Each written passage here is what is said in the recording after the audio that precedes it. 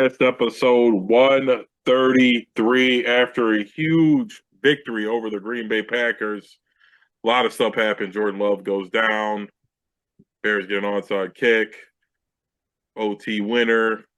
There was a dirty hit. Questions about a dirty hit on Komet. Hold on or dirty hit on Jordan Love. Hold on Quay Walker on the final play. Just a lot of stuff that happens. But like I said, huge win for the Bears. 22-16 over the Packers in overtime. Another improbable win, one of many this season so far. Um, yeah, and I won't waste too much time on it, but like, follow, subscribe. We're at 13K subs now. I don't know. I guess once you hit the 10K threshold, YouTube stops shadow banning you because we've just done hella growth the last. I mean, we've been getting 1,000 subs a week since we hit 10K, so that's really good. And we appreciate it. And like I said, keep it up, and we won't dwell on it too much. We'll get back to the Bears, but Tom, what did you think about the Bears game? I mean, we clinch a playoff spot, right? With That the too. with the victory on Saturday and Detroit's loss against Pittsburgh, we clinch a playoff spot.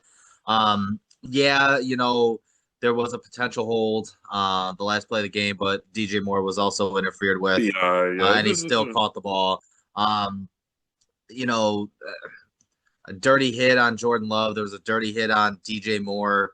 You know what I'm saying? It's a I don't think rivalry game. You I know what I'm think, saying? and not to be biased, obviously it sounds biased. I'm a Bears fan. The DJ Moore hit was dirty.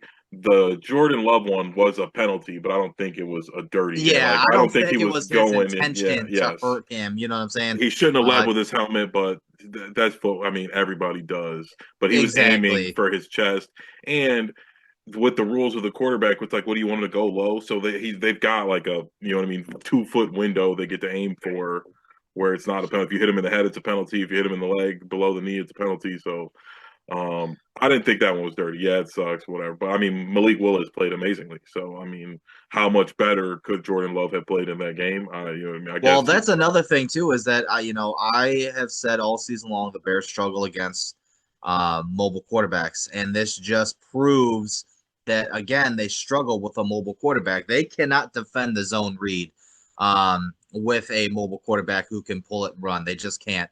And I'll get into a little bit of that when I get to the bad, but 22-16, like you said, overtime victory. It was a very bad 55 minutes. And then, like you said, improbable last 5 minutes of the game. Green Bay had a 99.5% chance of winning that game before the onside kick.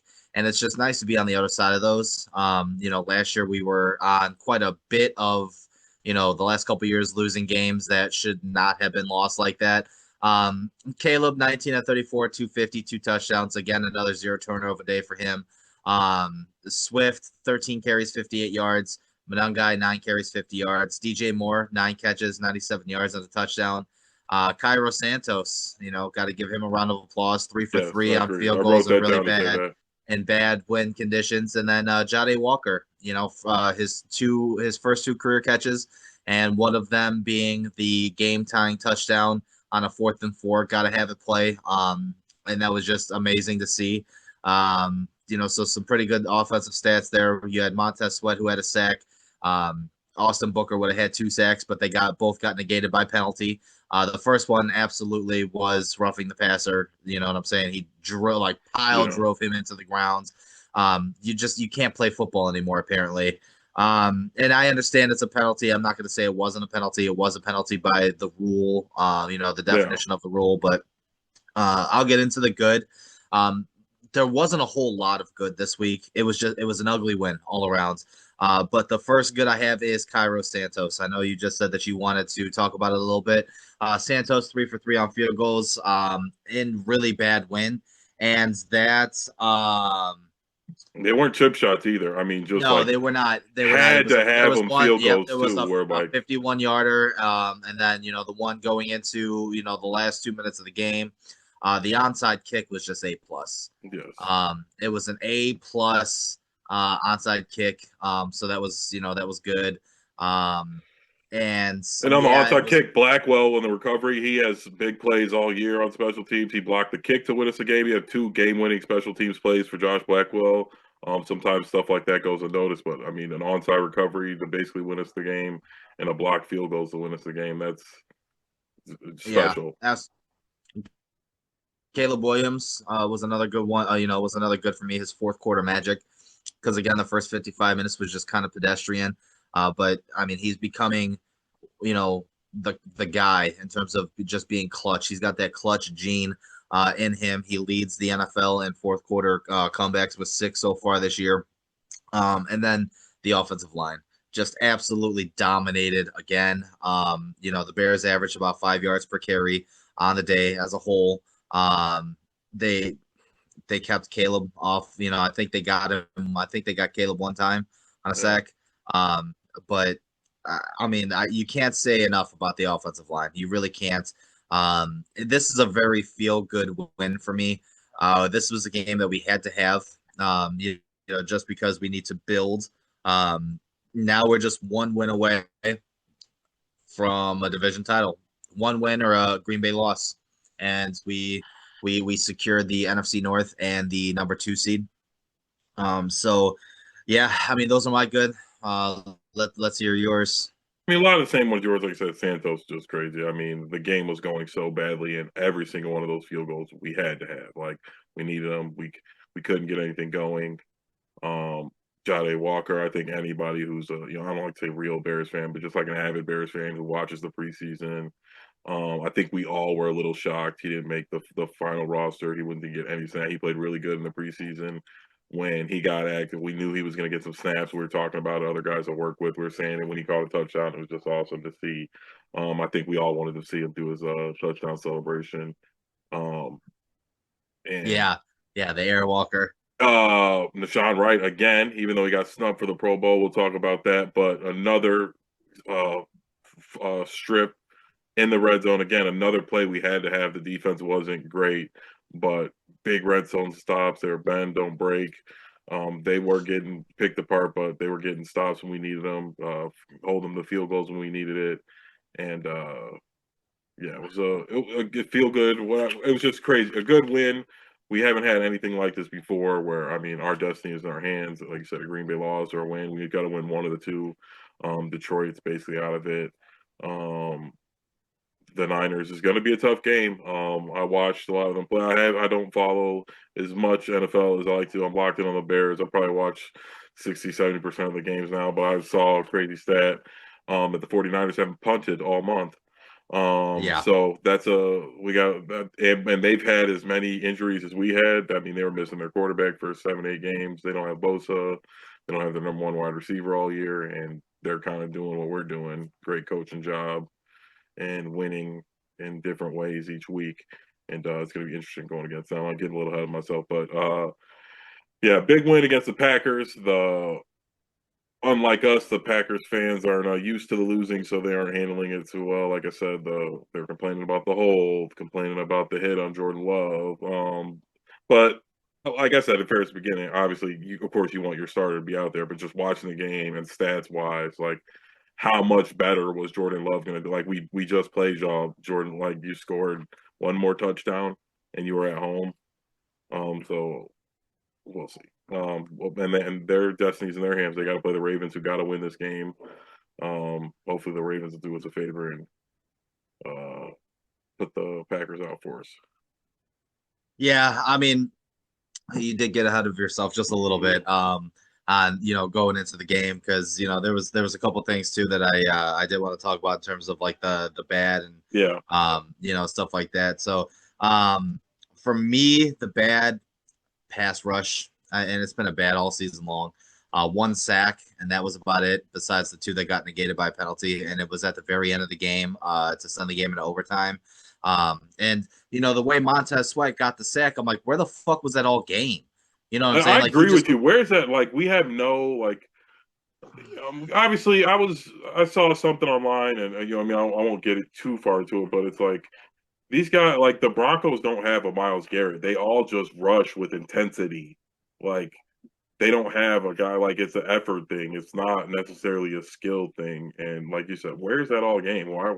You can do that at the end of the game, but you can't push them back a couple times. Like they had all day. The pass rush, you said, non-existent. Grady Jarrett's a vet. We can't get any push up the middle. We can't get any. You know what I mean? Like we don't. Again, we don't need you to be Garrett, but can you do something? It's like Malik Willis. We can't guard the read option. He's got 5 seconds of pass, and he just runs when he feels like it. You guys can't get to him then either, and it's just like that's going to be a problem. We do a better job with non-mobile quarterbacks. So I guess that helps us with the Sam Darnolds and the Purdy's, and I guess Purdy runs a little bit. He does. And the Matt Staffords, but yeah, we have to figure something out with the pass rush. We can't win like that, and I guess we have been winning, and we say that every week we can't win like that, and we keep winning, but not everybody's going to turn the ball over. I mean, if we don't get that fumble, I mean, it's a blowout. Yeah, no, I like that was. Well, I mean, can you really say that though? Because realistically, yeah, I guess too, because we did stop them, 4th and 1 in the low red zone. But we also had a dumb fucking trick play. That was Yes, I another don't know. part of my Yeah, that's a bad. You know what terrible I'm bad. saying? Yeah, I messaged you right when it Just a happened. horrible play call. He took responsibility for the horrible play call. It's at that point where we love Ben Johnson as a head coach because he is one of the best play callers in the NFL, and you can obviously see that he's turned the culture around. He's winning games, stuff like Yeah, that. But he'll there do are bad times things. where I he mean, just yes. gets too fucking cute, and that was one of those things where you just get under center and Nagy you run used the to do fucking that. football. Nagy used to And do I would have that. been okay. I would have been okay even if Cole Kmet had taken the snap and you know what I'm saying. QB They sneak, try to yeah, run something, but trying to because snap they've it done between that the legs. before. Yeah, My trying to problem with snap it it is between like, the legs yeah, of Cole Kmet to a guy who's 7 yards deep, not even 5, and he's 5'6". He's the shortest guy on your fucking team. What are you thinking? and like I said, So it's just a play nobody's ever ran before on 4th and 1. I'll do it on 3rd and 1. You know what I mean? If that happens, we still get a field goal out of it. Like I just like on a 4th and 1. I don't like you said, a direct snap into a guy who never gets any snaps. And basically Dalton just snapped it to him like he was Caleb. It looked like, and it was just too high. Something Caleb probably would have caught. And you know what I mean? He's in his head too because he's got to snap it through Komet's legs. And yes, I didn't like the play call, and that's been getting cute, whatever you call. We got one of the best offensive lines in the league. Give it to my guy for 1 yard. Let's do it. yes, Like absolutely. Absolutely. this is that's how we lost to the Packers in the first place. 4th and 1, you want to run a boot. You want to reenact the play that Caleb sealed the deal with the Eagles with, when in reality we should have just given it to my guy. So and that or Swift, whoever we want to do, we should have handed it off and trusted our O line to get the inch that we needed. But yes, that was a bad. The first half just, and I think that killed all our momentum. Like you said, it was a bad first 55 minutes. I think that first drive was great. We looked good. We drove it all the way down the field. We kind of got stopped right there, but it's like even if we would have ended that with a field goal, it would have been a good start. But he just ruined our momentum by not only a bad play, but it's a bad snap. We lose 20 yards on the play, and just I didn't just, and we had just gotten a stop too, so it's like yeah, just bad timing, getting cute, whatever you want to say. I think, even though he's known to be an offensive genius, we're a tough team. Chicago, cold weather. I think right there, you just get gritty. When guy put his head down and get 1 yard, or Komet if you want to snap it to him and push it or QB sneak do that. Yeah, I mean, I'm okay with the victory. You know what I'm saying? I'm happy with it. I'll take it. You know what I'm saying? We needed that. It's a big monkey off our back being able to compete and beat the Green Bay Packers. Um, Moving on a little bit, there's something before we even get on to the Pro Bowl. Talk some Bear Stadium news. Oh yeah.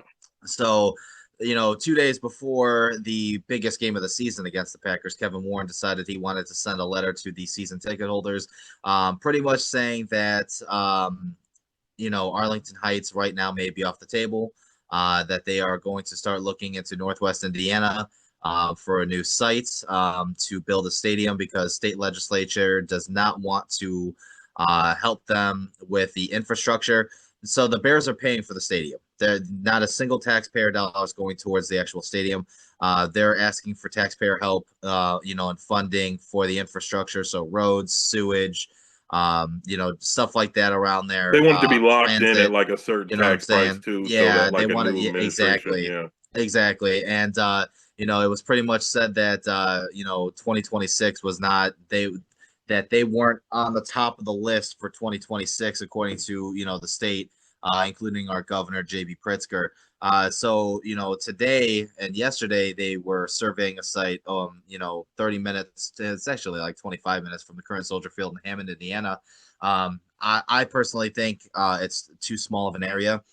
Plus, there's absolutely nothing over there in Indiana. I think it would be a huge mistake. Well, I think that's what To do that. Indiana wants, that you build a stadium and they'll build a bunch of shit Yeah, all I mean, around it. and here's the thing: from a business perspective, 100% makes sense. It doesn't. It's not going to affect me so much because I'm still a Bears fan regardless.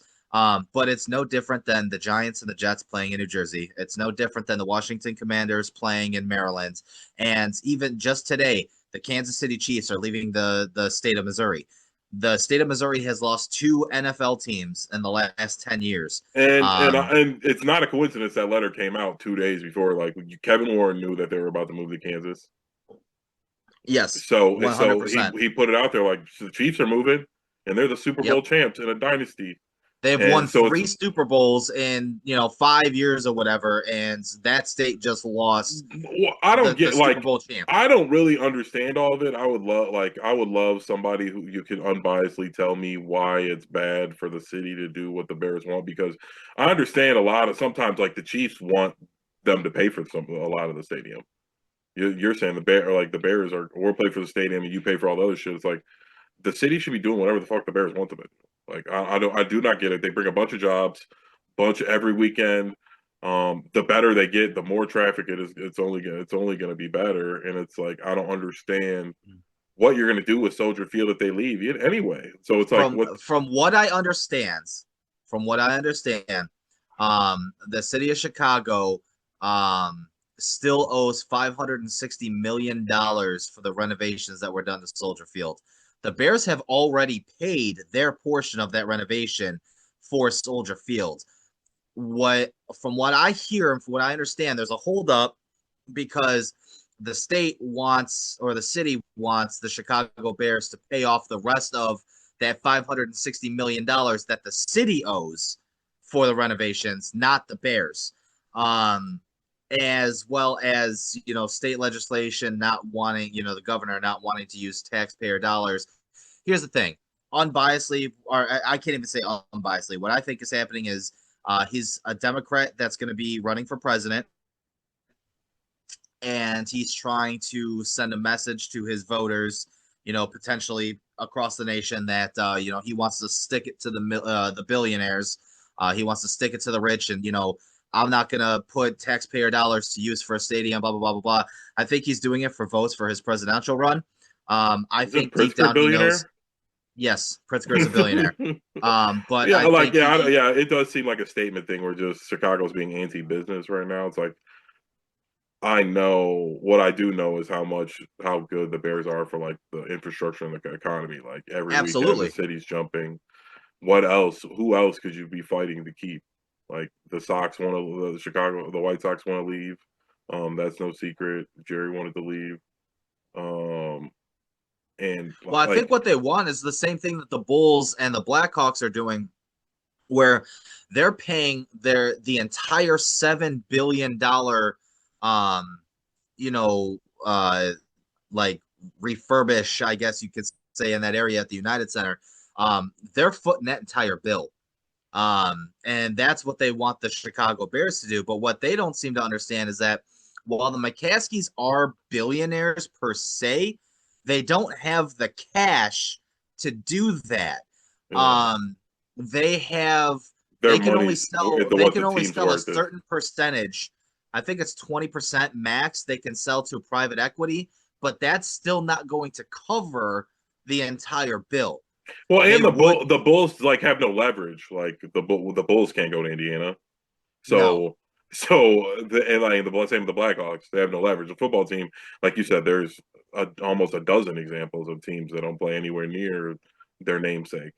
Um, so do I want them to go? I guess I'd get tired of the memes about them being there, but I mean, I'm an old man and my kids are all tiny. I mean, I might go to 2 more games the rest of my fucking life unless we get rich Hammond, somehow. Indiana is more Chicago than Arlington Heights is. Yeah, I would say I agree with that too. That Arlington Heights, I would like to have been there because I would love to see how they would have transformed that area. I bet you would have turned into something fucking awesome. But I don't understand what the holdup is with some of them trying to stick it to the Bears and foot them with the bill or make them pay. It's like they're paying for the stadium. Almost every city usually foots up for the puts in for the stadium. Like, so I don't understand it. I don't know why they wouldn't want to kind of renovate Soldier Field out and make something new, bigger. Also, I've got news. I've got news for Bears fans too that are pissy about the possible move to Indiana. The Dallas Cowboys don't play in Dallas, guys. Yeah, exactly. They're They in like don't. Arlington, right? Right. Yes, they are in How far is Arlington. Arlington from Dallas? 30 minutes, the same distance that Hammond, Indiana is to Chicago. Yeah, I knew. Yeah, I knew. There's a It's a bunch, like business you said. But decision. I get it. Do I want them to move? No. From what I understand, from what I read today, because I did a little bit of research on it too, is that they were kind of also reopening the idea of the downtown site, the I forgot which site it was that they were looking at. But it's like by the old McCormick place. yeah, like Um, across the street or whatever, right? Like yeah, they were so just gonna like. they were kind of looking into that as well, just to see if you know what I'm saying, see I if mean, they'll get that's what any it's gonna help end up being. They're from just moving playing. into the city. Maybe if Chicago doesn't lose the Bears, maybe Pritzker and state legislation will give them a little bit of a handout. I don't know, but we'll see. Yeah, I mean, Um, that's just, I guess, a little bit over our pay grade, but I don't want to deal with the memes, and I mean, at the end of the day, it won't affect us too much. no, it Um, won't. It won't. but it just the Bears should be in Chicago, and Chicago should be bending over backwards to keep the Bears there. I don't if they don't understand the importance. I don't. Yeah, I don't. They don't get the vibes of the city. Like I don't. This is not the time to be like, yeah, we're fucked up. I know a couple years ago, Lightfoot was like they suck. You know what I mean? Like she kind of had a point, but like now it's like we're on the up and up, and things are about to get good, and you know just acting like the Bears aren't important to Chicago. Like they're just another Mhm. business.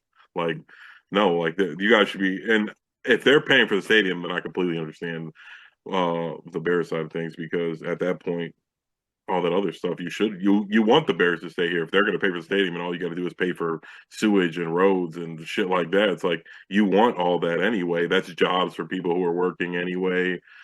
I don't know. Again, I'm not an economist. That just seems like a win-win for everybody. If the Bears are paying for the stadium, you get to pay for all the other shit. We create a whole bunch of more city government jobs and then create more to the economy, building fucking hotels with fucking DraftKings. They'll be moving down in there, all type of shit. Um, I don't get it. And I was reading like Kansas, they're gonna pay for it. They're paying for it with the They're gambling paying 60% and they're of. using the gambling tax and some other shit. And it's like if you are a gambler like me, Illinois, you get taxed 50 cents a bet now. Yep. It's like But all that money's going to the city of Chicago that's what because I'm the city saying. of Like, what the fuck Chicago is so fucking greedy? Like, they're getting because all the this city of toll money. Chicago can't because the city of Chicago cannot balance a budget.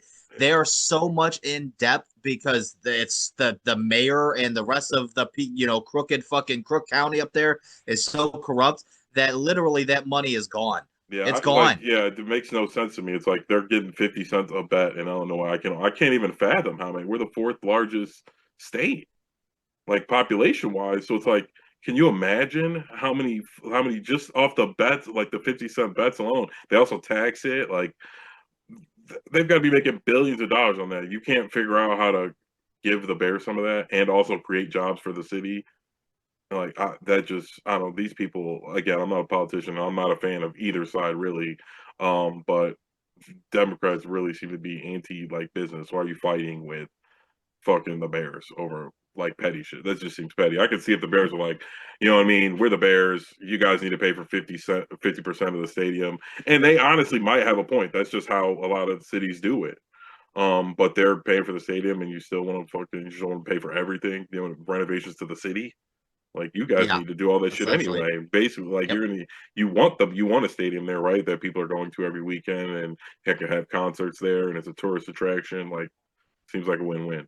But yeah, we're not going to be running for office anytime soon, so they don't really care about our opinion, even though they should. But Well, I mean, realistically, regardless of where the stadium is, Bears fans will show up because the Bears fans are the best fans in the NFL. And let me explain why Bears fans are the best fans in the NFL, Sean.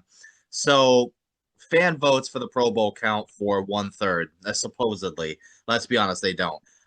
Because the Bears only got 3 Pro Bowlers, Kevin Byard, Drew Dahlman, and Joe Tooney. But if the fans had their way, the entire Chicago Bears starting lineup and even some backups would be playing in the Pro Bowl, because not only did the Bears get the most votes in general, but I'm gonna break down some of these. These are the leading vote getters. These were the first place in their position in terms of votes. I'm gonna some of these names: Drew Dahlman, Kevin Byard, Deshaun Wright, Jonah Jackson, Darnell Wright, Jaquan Brisker, Joe Tooney, Torrey fucking Taylor, Tremaine Edmonds, DeAndre Swift, and Devin Duvernay were all the top vote getters in their position. How like that's just nuts. Like, yeah, Bears fans, great job showing up and showing out, but in no world or scenario should DeAndre Swift be getting more votes than Jahmyr Gibbs or Bijan Robinson or anything else like that at running back. Um, Torrey Taylor may possibly be the worst punter in the league. I know he had a couple of good, punts and stuff like that, but realistically, if we're kind of talking just, shooting the shit, Torrey Taylor's a bad punter. Second place finishes Josh Blackwell, who got snubbed. And we'll talk about snubs here in a minute. And Javon Dexter. Javon Dexter was the second leading defensive tackle vote getter. That's crazy. Third place finishes Caleb Williams, who was the number 1 quarterback in the NFC. The MVP of the league is an NFC quarterback, and Caleb Williams got more votes than him. Colston Loveland and Montez Sweat finished third. Tyreek Stevenson finished fourth. And Theo Benedette, who was benched like 4 weeks ago, sixth in fan voting at the tackle position. So I mean, yeah, Bears fans showed up and showed out. But let's talk about the players that got in and the players who got snubbed who should have got in. So the Pro Bowl rosters were released today. The Bears have 3 Pro Bowlers, as I mentioned: Joe Tooney, Drew Dahlman, and Kevin Byard, all well deserving. I feel like the Bears should have had probably 6. I feel like Darnell Wright should have got in. I feel like Jonah Jackson probably should have got in, even if they were backups or alternates. And I feel like Deshaun Wright and Josh Blackwell should have got in. So really, I felt like there was probably about sure. 6 or 7. I can understand why Tremaine Edmonds didn't, even though I felt like he kind of deserved it because he has missed some time. And he's got like players 4 picks, right? 3. Yeah, he's got 4 picks. He was second in the league before he got hurt. And he was on IR for a little bit, but Joe Alt, who's only played 6 games this entire year, he's the starting tackle for the AFC in terms of Pro Bowl. Well, he can't play, so Darnold. A lot of these guys will probably get in as alternates as the playoffs go on. Unless we're in the Super Bowl, knock on wood. But I'm assuming hopefully Deshaun Wright gets in. But that really sucked that they snubbed him. Like you cannot miss a chance for a practice squad guy who's having the season of his life, and it's not like a iffy, like, oh, he's got a couple interceptions. Like the guy's leading the fucking league. He leads the league in turnovers, and he's just had 2 hella big plays on the second best team in the NFC at this point, and it's like, what the fuck? Like that doesn't make any sense to me. The offensive line, I understand. It's weird. People don't care about the offensive line, but Deshaun Wright, it's like it's clear as day. He leads the league. Like in reality, he should be in contention for depoy. he's been a. I mean, in terms of coverage grades and stuff like that, he gets picked on a lot, and yeah, he does cause a lot of turnovers. But that's like saying that that Diggs should have won defensive player or should have been in I'm talks saying he for should be in the defensive player of the year conversation, that and I year. think he was in conversation that year. They just Yeah. usually give it to him, but I do think he should be like. You could turn on the tape and there's plays where fucking Garrett's hot dogging it. I saw a guy like on the play Swift scored a touchdown. Like Garrett was just standing there. Like again, obviously he's a fucking beast, but yeah, I mean Garrett's amazing, but uh his team gets fucking we put up fucking 30 points on them. So it's like, yeah, obviously he wasn't doing that good all game. I don't know. I mean, again, I don't think he should win Depot. I just think like there's 5 names on the list. I think his name should be on the list. Like that's all I think. Like if you lead the league in turnover, how like that's the defensive player of the year. What's more important than turnovers? Like sacks is second to turnovers. Like and you can say he gets burnt sometimes. Yeah, sure, whatever. But he's still got a crazy amount of turnovers and leading the league. And again, not only interceptions, he's getting fucking strips inside the fucking 5 yard line to save the game. Like And a strip on the tush push against the no, Tush, Eagles. yeah, just like a couple of No, recoveries that too. was the biggest snub for me was Nashawn Wright. Yeah, He yeah, definitely deserved yes. to be in there. Micah Parsons even Um, tweeted out that it was a snub that he didn't get in. Yeah, and that's crazy. You know what I'm Yes, saying? Like he had talked all that shit about the Bears Packers yeah. rivalry, and here he is, lobbying for Nashawn Wright. So yeah, I mean 3 Pro Bowlers, which is more than we had last year, more than we've had the last couple of years. There should have been 6 or 7. Um, but here we go, Sunday Night Football again.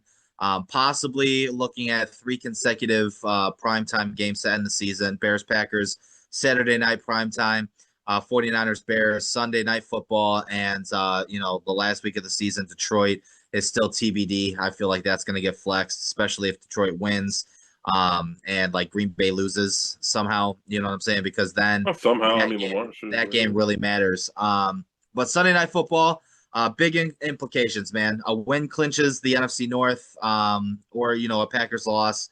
And of course, you're still vying for the number 1 overall seed. So there's still a possibility you can get that. Seattle's got to go from the West Coast all the way to Carolina, and they got to play the Carolina Panthers.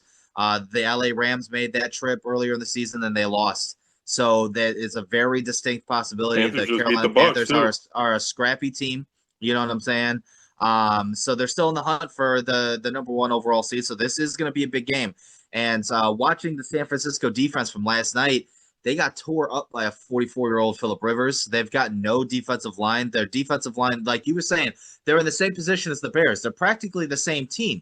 A lot of injuries, get no pressure on the quarterback. Their defense is very opportunistic, and they have a pretty good offense with a really good They got offensive good play coaches. caller.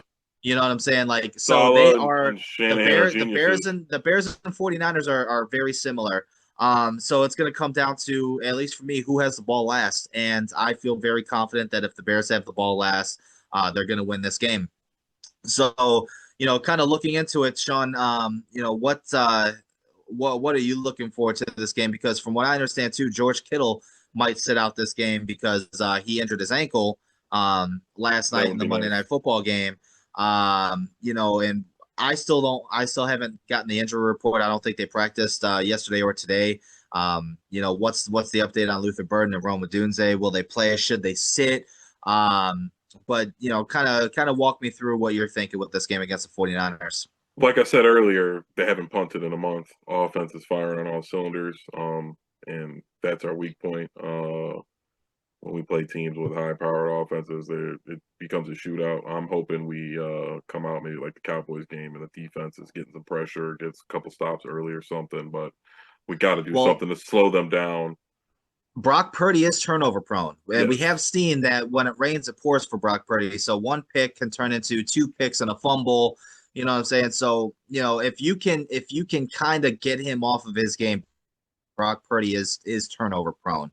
So I do agree with you there. and for Ben and Caleb and everybody not to get cute in the first half. And maybe I know we like to be aggressive. I love the going forward on 4th downs, but maybe take the field goals in the first half, first quarter, if it's close. Because we see how we close games out. We build. We've got the O line. We grind people. We wear people down. And in the second half, we're playing our best football. And if we would have taken some points at different points in time, some of these games wouldn't be. We wouldn't have to miraculously come back. We would have taken the points that were given to us.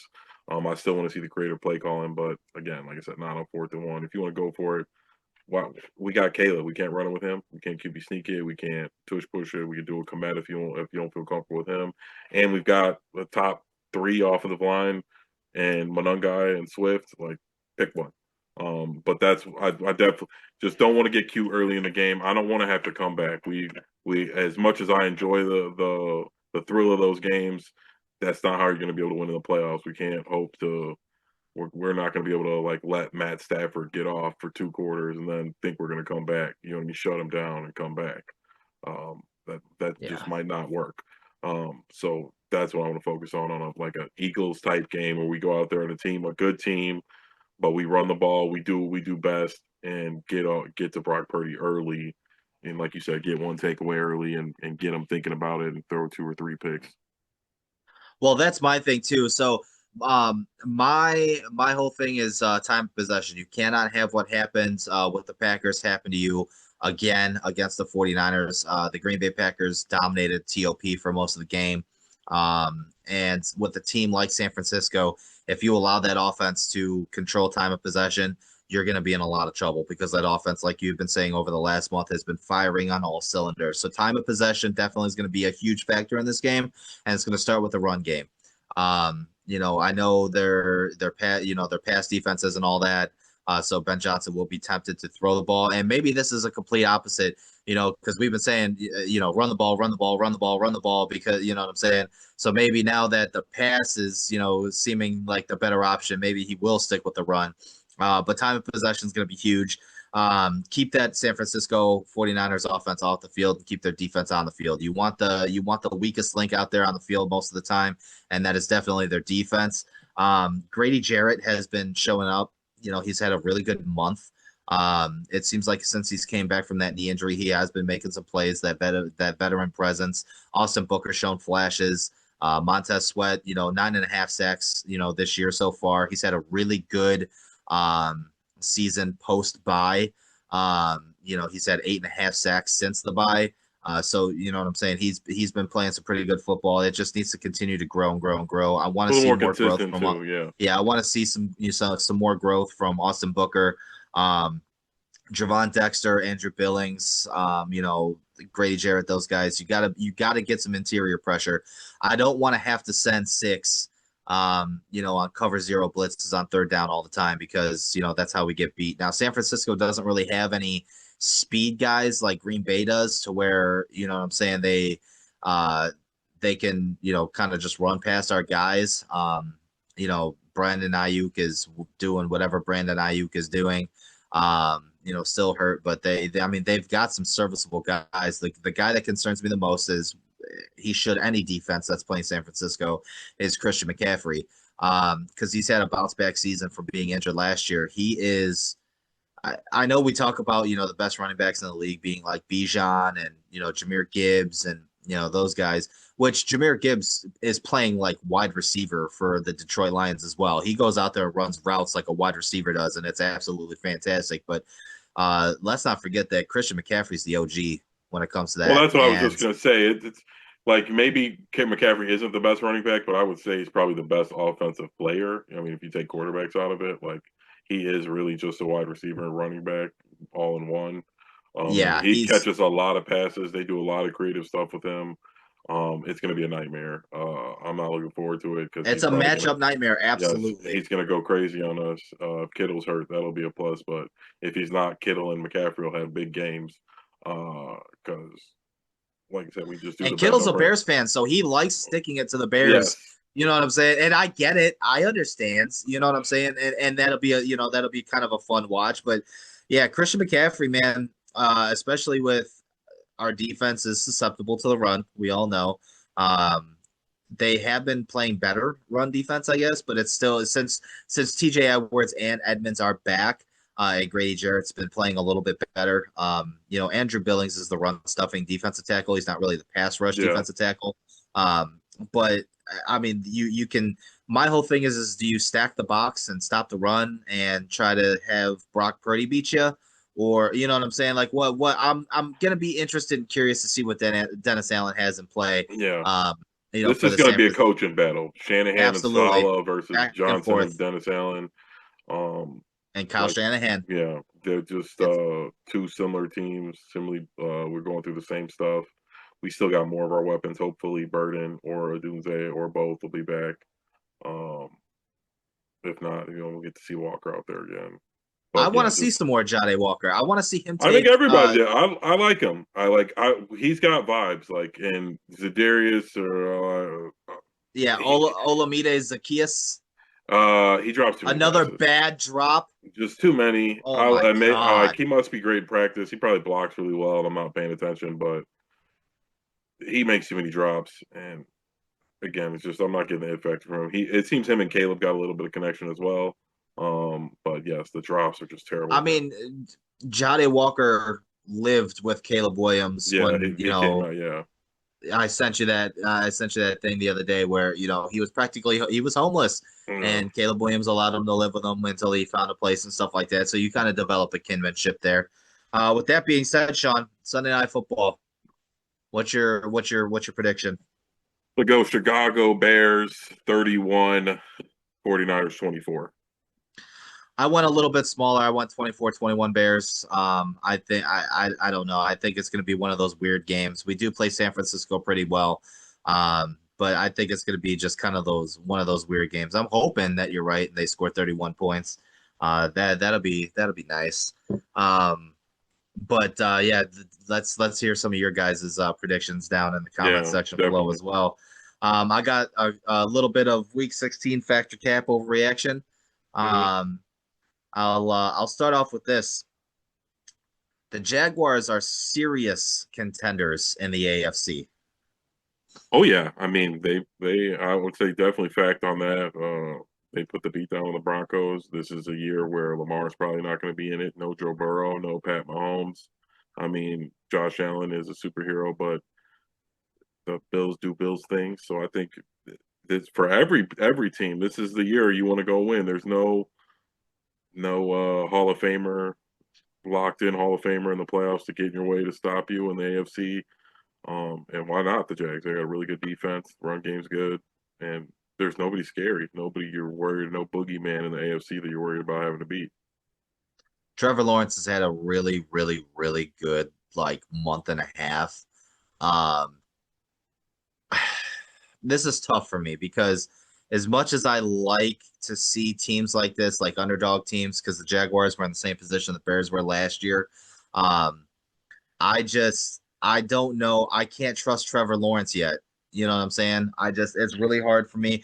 They do have a good overall team. Liam Cohn seems to be, you know, helping Trevor Lawrence big time, which is kind of weird because his passing game coordinator is Shane Waldron.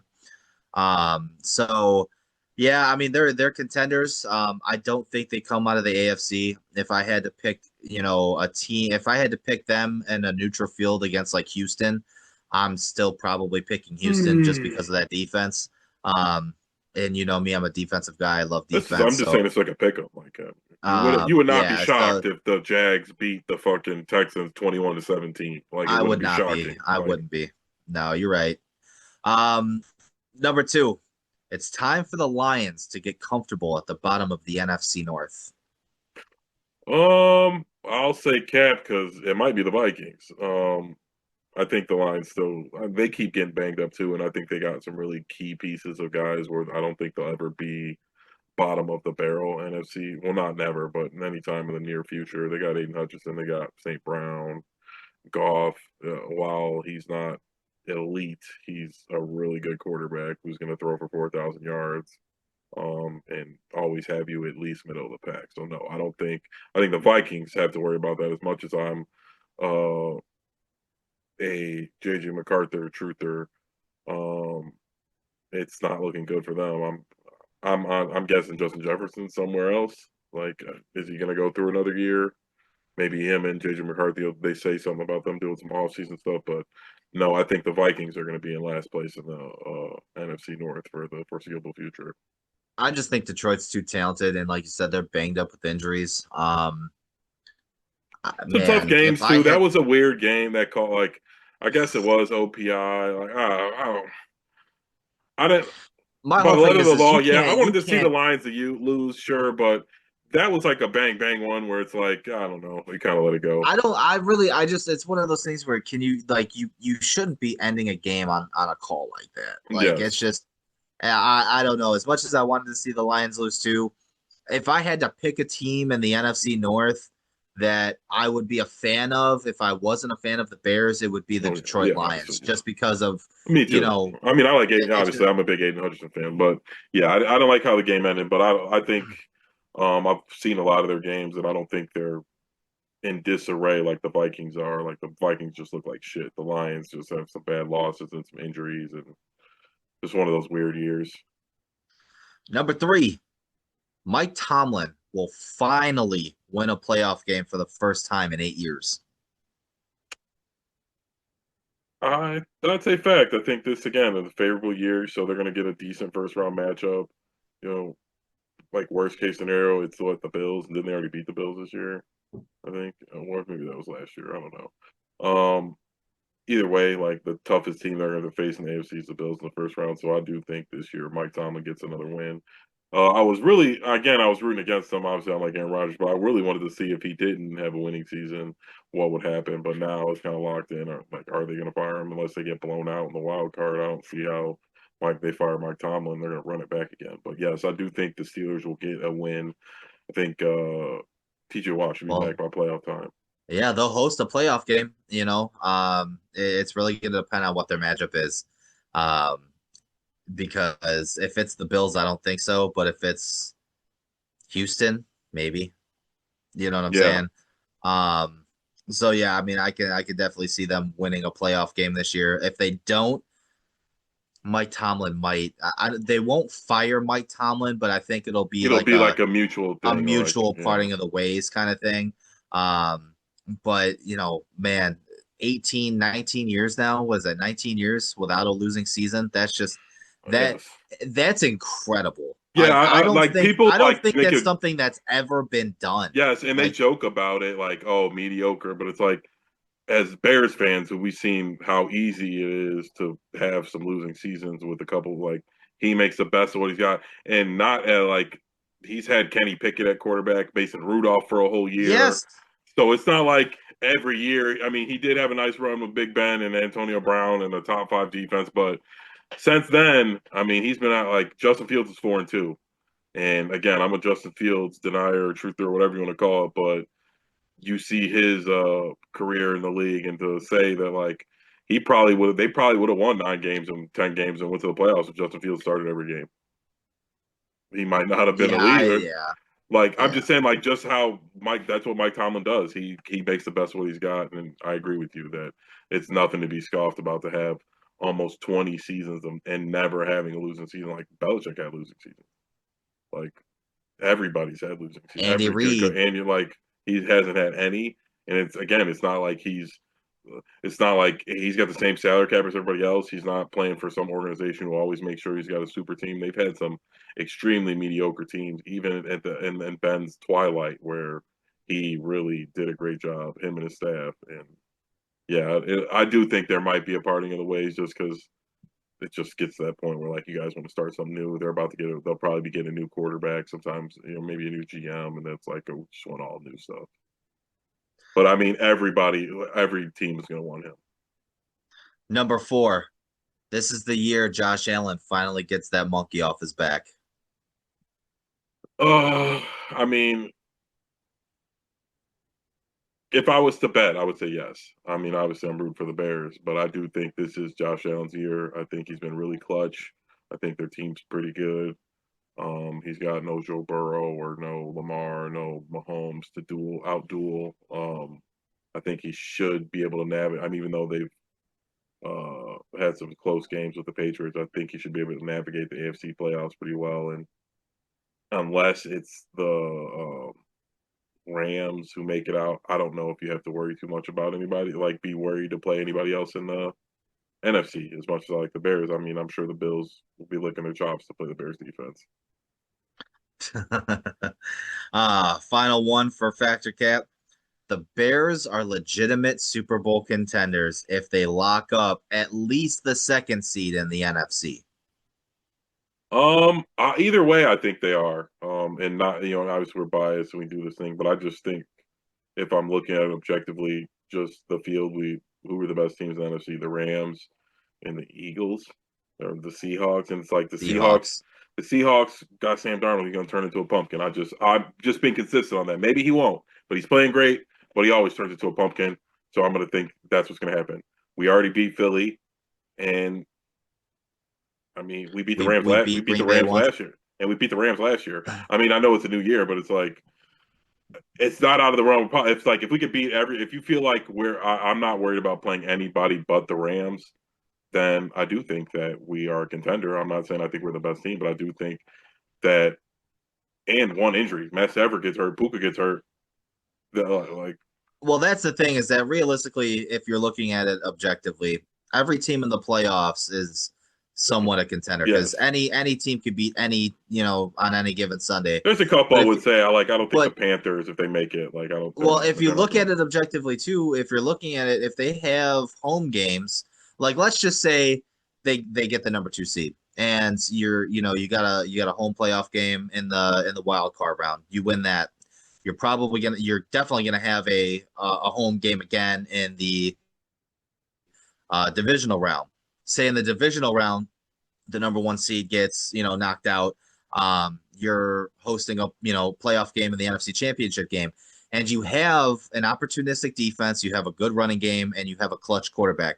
Those are all components of a really good winning football team. Yeah, the point differential isn't there. You're not beating the brakes off of teams, whatever. But it doesn't matter. At the end of the day, at the end of 60 minutes, you're winning football games.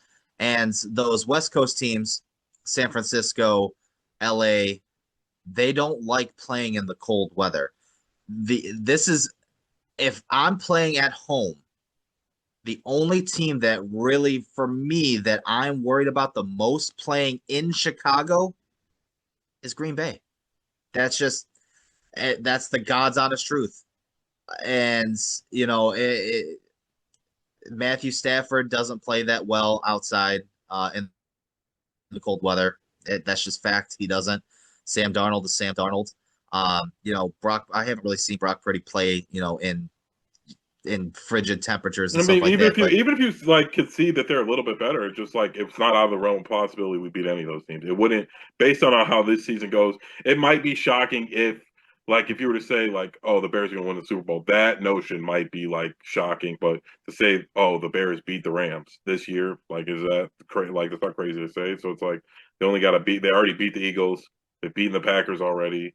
Um, so it's why who are we worried about playing? I mean, the Eagles are the defending champs, and Stafford does, like you said, doesn't play that well in the cold. Um, again, we're just contenders. I don't know if we're the favorites. I wouldn't bet on it, but I think we're contenders. And no, yeah, and I'd say we're that's contenders, me but we're saying definitely not everybody's favorites. being healthy. Like who one person can go down, one person get hurt. Christian McCaffrey sprains his ankle, and everything changes. Yeah, So yeah. same thing. Matt Stafford dings up his finger, or Puka gets hurt. A lot, everything changes. And the one thing we've shown, I mean, knock on wood again, Caleb's been sturdy. We've been able, whoever's gone down, it's been next man up. We've been just It fine. has been absolutely. And so that's where I'm like content in, where it's like, what I mean, God forbid something happens to Caleb, but anybody else, well, our whole receiver core has gotten work. Our tight ends are all out there working all the time. Both our running backs gotten a lot of touches. We've played practice squad guys at linebacker. Every DB we've got on the roster has got significant playing time in big games. So I'm not worried if somebody gets hurt. Like I said, outside of Caleb, I think we could like as long as it's not 3, 4, or 5 people. Like I said, even if when Rome and Luther Burden get hurt, DJ got hurt. I mean, yes, it'd be a big blow, but everyone's shown that they could step up and be what we need them to be. So I think absolutely the Bears are Super Bowl contenders this year. All right, final segment of the night, Sean. Who was your Week 16 dog of the week? A lot of guys, and we talked about this guy already, and we usually don't do Bears players, but we're tough on this guy a lot, and I really have to say Kyro Santos. Again, those kicks, I really thought he was going to miss them, like 2 out of the 3. The wind, like when you saw him kick the ball, he really had to touch. I do think it's gotten overlooked because Caleb threw that amazing pass and we got an onside kick that obviously he kicked as well. But those kicks were clutch when we needed them. And the Bears have all, like, with the weather and the wind, we need somebody who's going to make those kicks. We were blessed with Robbie Gold for a long time, and he got his credit. And I do think Santos needed his credit this week for keeping us in the game, and then burying a big kick in the fourth quarter, and then a great onside to Butterfingers, Romeo Dobbs, and you know what I mean. I think the special teams has gotten overlooked, and I do think Kyro Santos this week was very significant in winning us this game. Very well deserved. I would agree with your Kyro Santos thing here, but I'm going to give it to a guy who this is the first time I'm doing this. It's 2 weeks in a row. I got to give it to Trevor Lawrence again. 23-36, 279 yards, another no turnover day, 3 passing touchdowns and a rushing touchdown. And the Broncos so 4 total touchdowns against the Broncos defense in Denver. Trevor Lawrence for the second week in a row, first time all season. I've given it to the same player back-to-back weeks, but he is playing some of the best football in the league right now. So Trevor Lawrence and the Jaguars, definitely. That's my dog of the week this week. Don't forget to drop in the comments section down below who your dog of the week is. And follow, subscribe. Absolutely. And before we sign off here, Merry Christmas to everybody out there. Yeah, I'm going to put this out on Christmas Eve. Yes. But yes, Merry Christmas. We appreciate if you stuck it this long. We appreciate, like I said, we're up to 13K subs. We broke the 10K barrier, and we've been just shooting off. Sure, the Bears' success and the big games have a lot to do with it, but again, we appreciate it. Like, follow, subscribe, and we'll see you guys next week. We'll see you next week.